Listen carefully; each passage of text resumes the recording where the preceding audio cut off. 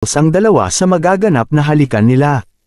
Enjoy na enjoy at makikita sa mga mata ni Paolo Avellino na natutuwa ito sa kanyang ginagawa. Ganoon din naman si Kim Chiu na palaging mataas ang energy at hindi nagpapatinag sa pag-asar sa aktor at rumored boyfriend.